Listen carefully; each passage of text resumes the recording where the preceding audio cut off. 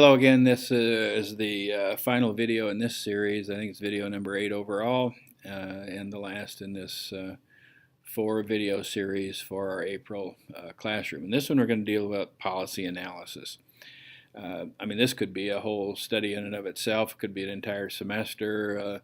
In fact, if you go into the area of policy analysis, you can actually have a master's degree major, so to speak, in public policy and policy analysis. And those folks who tend to work their life for state and federal government like those kind of things and get involved in them, and it's a good thing that they're there. What I'm going to be talking about primarily is the state-federal kind of policy analysis process. It's really hard to apply this at the local level, although I wouldn't dismiss that it couldn't be done. But I'm basically going to be talking about the overall principles and they tend to apply more to state-federal kinds of levels.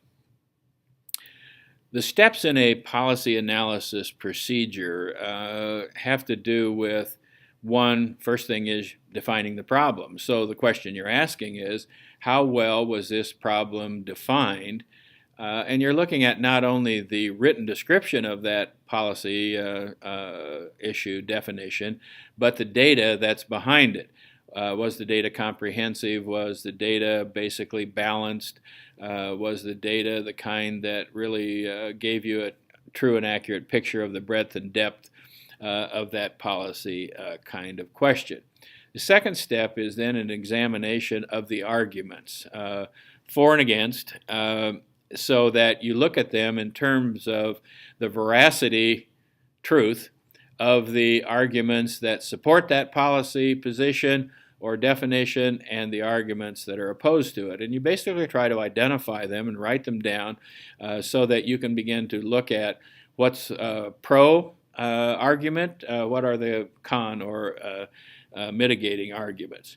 Third step is, what are the goals? What are the intended outcomes? And you remember our definition of policy was that it has a purpose, and its purpose is, in our case, a public purpose, which is where the word policy comes from.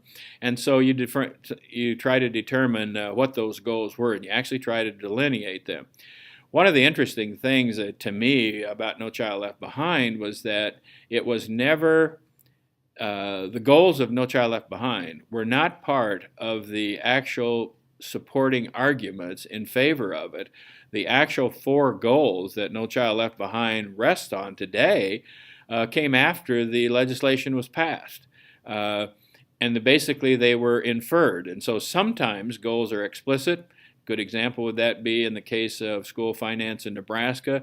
The TIOSA purposes and goals are very clear in the statute. I think there are 11 of them, and they were the ones that we started with back in the 90s and still exist today. So those are easy to find. However, many times policies have implied goals, and the issue becomes, well, if this is what the policy body intended, what must their goal have been? If this is the way they want things to happen, what must be the goal? What must be underlying that? And so defining those goals or determining those goals is important, either because they're explicit or because they're implied.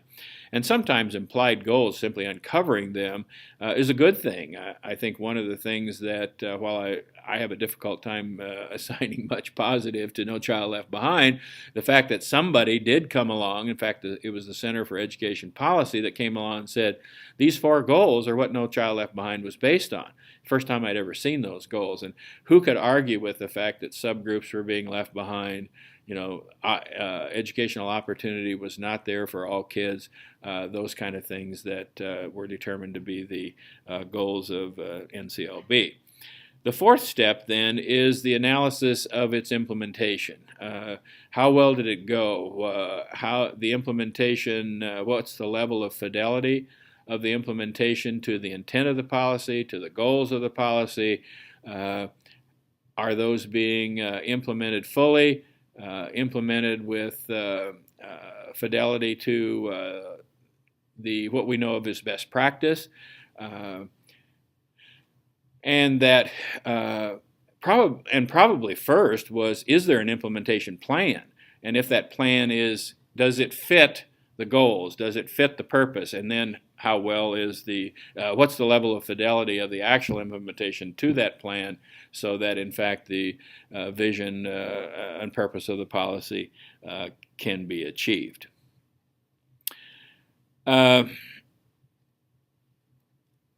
I think that a couple of things would be important. There's a couple of ways to analyze the impacts of policy, and it would be helpful, I think, for you to understand those. I don't know to what extent you would use them, but let me illustrate those for you. And what you have to do is, you can't look at policy in isolation of the major context in which it's going to be implemented, and there's always a juxtaposition of a policy against something else. And in this case, I'm going to use the notion of the policy proposal versus data, so that you can begin to look at the effects that policy that has good data, policy that doesn't have good data can have. And hopefully you can see this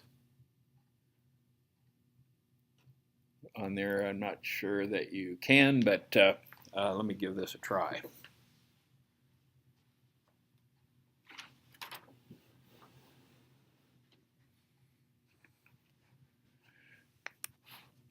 Okay, the first one has to do with creating this intersection of policy and data. This line is a policy line, this line is a data line, and as you can see, I put positive and negative, negative and positive, meaning that sometimes policies are written to stop doing something or to start doing something. Sometimes data supports that. Sometimes data says, no, that's a really dumb idea, or that's not a very good idea. So you can begin to see the effects of when there's a positive policy but negative data, you get this effect of, my goodness, how can this go anywhere when in fact the data doesn't support that policy? In fact, it contradicts it, versus negative data and negative policy, which has the same effect, positive policy, positive data, and then negative data, or positive data, negative policy. So basically, this has the greatest opportunity to survive and become policy, although any of those, this one, excuse me, negative policy, positive data, this one has the opportunity to also become policy in terms of law. But basically, it shows you how juxtapositioning data and policy work together. And you could actually write a scenario depending on the specific policy involved by saying, what is the positive effect of the policy, but what is the negative data that does not support it? And you actually write a descriptive statement in each of these quadrants to come up with some kind of an analysis of the potential of that policy of becoming something that we end up living with.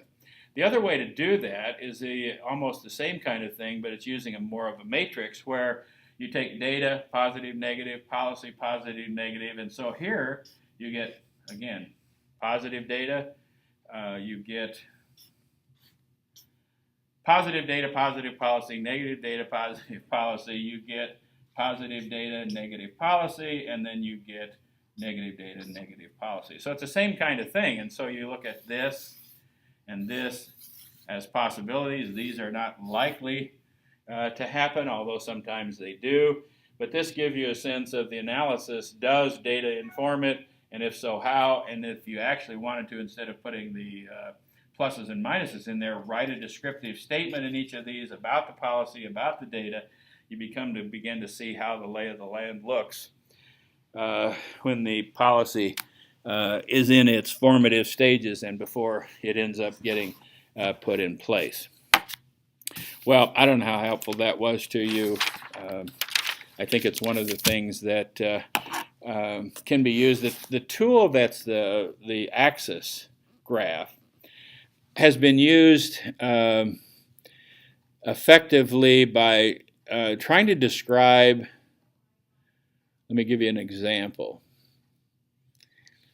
Let's say the policy line was actually school finance, and it was a new school finance formula to give more money to poor districts. So at the positive end, school districts would be receiving more money. At the negative end, school districts would be receiving less money, versus No Child Left Behind. Positive, in other words, doing well, not doing well. Then if you begin to take that and describe what would newspaper headlines look like in each of those quadrants where there was more money and positive outcomes for No Child Left Behind, where there was more money and negative outcomes for No Child Left Behind, versus negative outcomes for No Child Left Behind, negative finance in terms of less money, and then negative in terms of less money, yet positive outcomes in terms of No Child Left Behind. Those kind of analysis can be very helpful in describing, again, what would be the newspaper headlines if that scenario that we described in each of those quadrants was actually operating. And then that can be helpful to policymakers to guide the conversation, to basically kind of inform what they tell people, how they debate a policy on the floor of the legislature or in Congress, how they begin to tell their constituents about it. It begins to frame the media coverage of it by virtually laying out two possible scenarios. And then there's any number of ways that you can take a policy, and you can take school finance, high levels of finance, low levels of finance, and put it up against school improvement, not much, a whole lot. You could put it up against multicultural education, none versus a whole lot, and begin to describe scenarios in which school districts are going to find themselves, and then be able to use that to begin to map strategies for policy implementation. Well, I hope that was helpful. The conversations about policy and politics and the leadership of it are not as cut and dried and distinct and discrete as they are in other areas, but it's one of the areas that tends to make or break leadership at the local level as well as at the state and national level. It's something that, while you may not be directly engaged in that, understanding it is very important, because that conversations about policy and politics are going to be part of the life of any professional leader in a school district, school system, school building, and so forth. So, thank you.